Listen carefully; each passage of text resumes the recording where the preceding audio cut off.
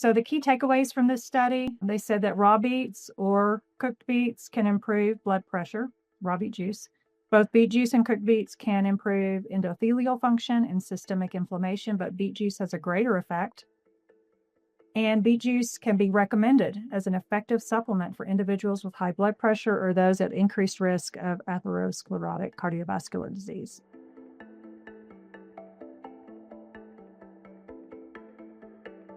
All right. Good evening, everybody. I'm Jackie Williams with Montgomery Heart and Wellness, and I want to welcome everybody. Stephanie Leach is going to speak to us tonight about juicing. Stephanie, thank you so much for doing this. I appreciate it greatly, and I'm really looking forward to what you have to share. Well, thank you, Jackie. Yeah, and thank you to the group for hosting me. I joined Dr. Montgomery's community probably maybe a year now because I really love what he's doing with juicing and plant-based nutrition with his patients. And I'm always learning. So I joined this community just to be around like-minded people and also to continue to learn. But yeah, I'm excited to share with you some information on juicing for health, separating fact from fiction. All right. So yeah, my name is Stephanie Leach. I'm a certified health coach and juice therapist. And I love helping people harness the power of juicing and plant-based nutrition so that they can achieve a healthy weight, improve their blood work, lower their cholesterol and blood pressure naturally, and enjoy an energized and healthy life that they love. I'm originally from Texas. I grew up in Spring, and I didn't always eat healthy. I grew up eating, the typical American diet. My mom always had a couple of veggies on the plate, but we did eat a lot of meat. And, I loved barbecue, drank a lot of Diet Dr. Pepper. But these days I live in Colorado. I own an organic juice bar, which I love. I also enjoy being outside in the great outdoors up here. But maybe more relevant to you, I've studied plant-based nutrition and juicing, and I've earned my health coaching and juice therapy certifications. And I'm the author of the Complete Juicing Recipe Book, 360 Easy Recipes for a Healthier Life. You'll never get bored. And I've had the honor of helping many people improve their health through one-on-one coaching, my weekly newsletters and videos. So by combining this daily juicing habit with short modified juice cleanses and a plant-based diet, I was able to achieve and maintain a healthy weight in my 40s. I'm now 52 and I have really good energy and I feel great.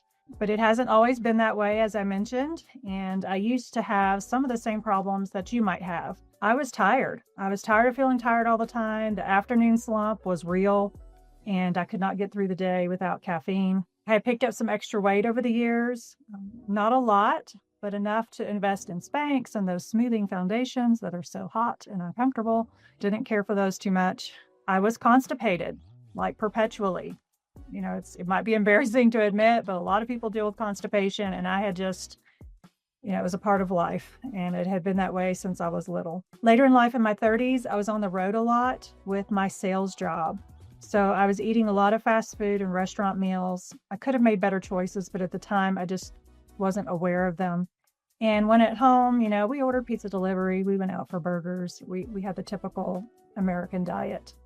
And some of my older relatives were dealing with high blood pressure and high cholesterol. Some friends had diabetes, and,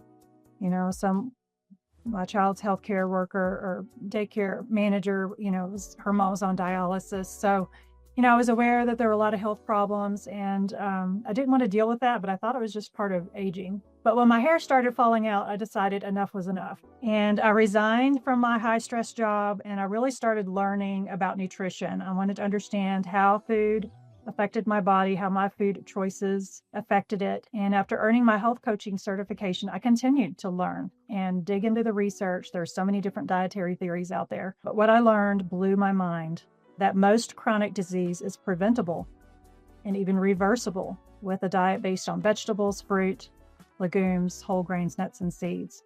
We're talking about almost all type 2 diabetes, 90 to 90% of heart disease and strokes, 40% of cancers. Some people put that number a little higher. But I was really struck about the enormous amount of unnecessary suffering and loss of life caused by just not knowing, the information just not being out there enough. Fortunately, many of these conditions are reversible, and it's usually not too late if we take action. So today I'll be sharing with you the facts about juicing to help clear up misunderstandings and misinformation that continue to circulate. I'll be sharing some tips with you to fit juicing into a busy lifestyle. And I'll also share some delicious juice recipes with you. And my presentation in total is about 30 minutes, so there'll be plenty of time for questions and answers at the end. But before we get into the Q&A or the fact or fiction, what is juicing? Let's just make sure we're all on the same page. So juicing is the process of breaking down the cell walls on produce and liberating the nutrition using a juicing machine, not a blender. In the juicing process, the pulp is separated from the liquid and discarded or used for another purpose. If you use a blender, the pulp is blended up with the beverage. So fact or fiction, juicing removes the fiber. We hear this a lot. A lot of people say it's not good to juice because, you have the fiber. The answer is juicing only removes the insoluble fiber. So you probably know there are two types of fiber. There's insoluble and soluble. So the insoluble fiber, the pulp that gets pulled out, it does support bowel health. It reduces the risk of diverticulitis and hemorrhoids. It supports insulin sensitivity. It's mostly non-prebiotic, and it's high in beans, whole grains, nuts, green beans, cauliflower, things like that. The soluble fiber, however, is still in the juice. Soluble fiber is what helps lower LDL cholesterol. It helps control blood sugar. It can help you feel fuller longer. It supports bowel health in a different way. It's mostly prebiotic, so it feeds your good gut bacteria. And it's high in oats, peas, apples, citrus fruits, carrots, barley, and psyllium. So even though you're pulling out the pulp, you're still getting all the cholesterol lowering, blood sugar control, balancing, hunger management that comes with fiber in your juice. So fact or fiction, smoothies are better because fiber. And the truth is that juices are more nutrient dense. So when you make a smoothie using a blender, the nutrition is about 1-to-1 or maybe less if liquid is added. However, blender drinks, smoothies can be a good way to get a couple of servings of vegetables into your diet. It usually doesn't have a lot more than that because it gets a little too chunky and hard to drink, but it can include foods that can't be juiced, such as bananas and avocado. It's a convenient portable meal. I drink smoothies several times a week. Juicing, however, the nutrition is more like 2.5-to-1 because you're taking 1 to 2 pounds of produce and you're condensing that down into a drinkable 8 to 16 ounce beverage. It's essentially pre-digested, and because of that, it may leave you feeling more alert because you're not bogged down with the digestive process. And it's one way to get more nutrition with fewer calories, and really the only natural way to do that. They're both good. They both fit into a healthy lifestyle. You don't have to choose one over the other, but juicing is more nutrient dense, and that's why it's so helpful. And then really this issue about fiber, I really feel is an overblown issue because the produce used in juicing is not really what we consider high fiber foods. The high fiber foods in a plant-based diet are the beans and the whole grains, nuts and seeds. For instance, if you see on the right there, lentils are 15 grams per cup. Artichoke hearts are 14 grams per cup. Chia seeds, 10 grams and 2 tablespoons. So those are true high fiber foods, whereas the foods that are used in juicing are really pretty low. Celery, kale, and cucumber are less than 1 gram per cup. Beets, 1.8 grams, carrots, 3.6, and then apple gets up there a little bit, 4.4 grams in one medium apple. So by combining juicing, which is concentrated nutrition, with a plant-based diet, you're going to get all the fiber you need in your diet for healthy digestion and all of the good benefits of fiber. So fact or fiction, juice is too high in sugar. You hear this a lot too, right? And for some that might be a concern, a real concern. So let's see. So the truth is it really depends.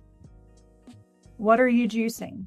Are you juicing mostly vegetables, mostly fruit vegetable blends? What is your metabolic health? This is an individual question. Are you insulin resistant? Do you have type 1 diabetes, or are you currently dealing with type 2 diabetes? Also, what are your goals? Is your goal weight loss? Is it detoxification? So all of these questions help inform that answer on whether or not the fruit juice is too much for you individually, depending on your personal circumstances and your goals. Here's something that's interesting. The glycemic index is nearly the same when you compare a whole apple with cloudy apple juice. So cloudy apple juice is the kind that you get out of your juicing machine. It has not been processed and refined down to that basically sugar, liquid that you get at the grocery store with commercial heat pasteurized apple juice. So cloudy apple juice still contains soluble fiber, and a lot of that is pectin. And pectin helps reduce blood sugar levels. It helps bind with heavy metals in your system and get them out of you. It's anti-carcinogenic, so it helps stop cancer growth in several different ways. It also supports a healthy microbiome. Also, when we're talking about the sugar in juice, of course, it's natural sugars, but looking at the glycemic load can also be informative. So the glycemic load is a number that estimates how much a food will raise a person's blood glucose levels after eating it. And it considers both the food's glycemic index and the amount of carbohydrates in a serving.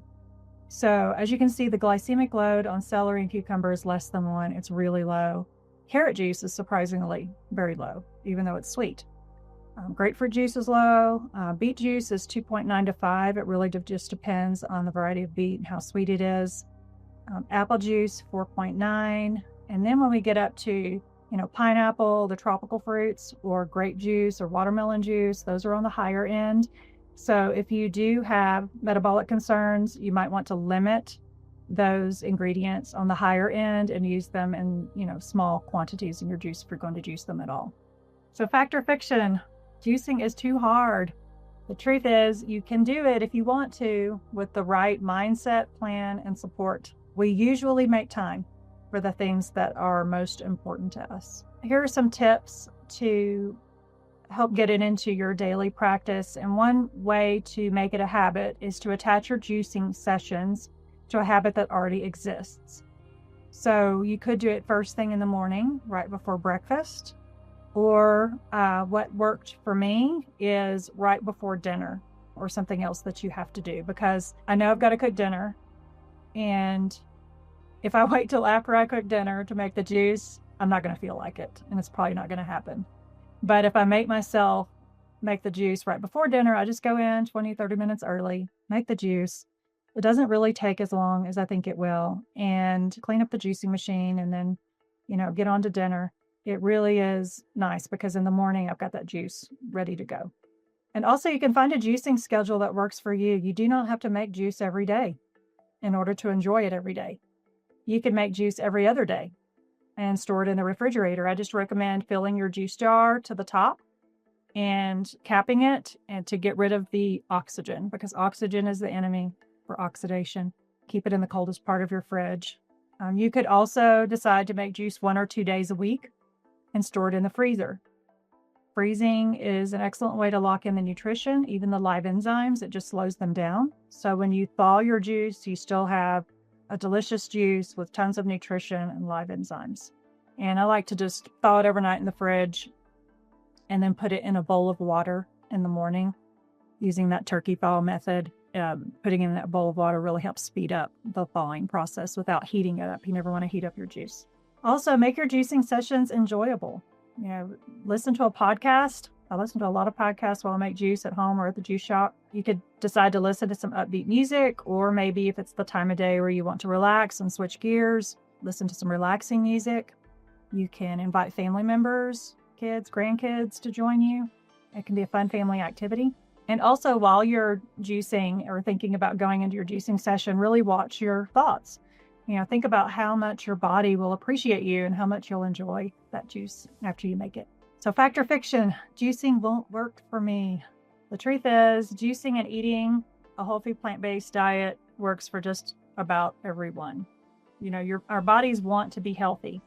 And if we give it the nutrition it needs, our bodies will put it to work. So, juices and plant foods have all of the macronutrients and micronutrients, including protein, that we need to be healthy. And it also has powerful phytonutrients that are not found in animal foods. So your blood pressure can normalize within days, your bad cholesterol can plummet, your CRP can come back down to earth, your arteries can clear, and your insulin resistance can be reversed.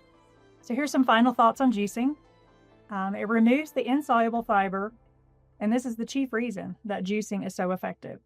So normally our body spends a lot of energy on digestion, and some people's digestive systems are not really even doing a very good job of liberating that nutrition from the fiber. So juice is essentially pre-digested, and when you drink it, all that goodness goes to work within 15 to 20 minutes. And your body can put more energy into other processes like DNA repair and detoxification. It's the only way to get more nutrition with fewer calories. Now, drinking a juice in place of a meal is a healthy way to encourage weight loss. And by combining juicing with plant-based meals, that's how I was able to quickly get to my goal weight and how I support clients to get to theirs. All right. Well, looks like we are at the end of our time together. Thank you so much, Stephanie. Oh, thank you for having me. This has been fun. This has really been fantastic. I mean, guys, if you want to unmute and just say thank you. This was just so terrific. So feel free to do that. Yes, thank you so much. Thank you. Thank you, Stephanie. I'll see you guys around. Okay. Thank you guys so much for being here. Have a great night, everybody. You do as well. Thank you. All right. Bye.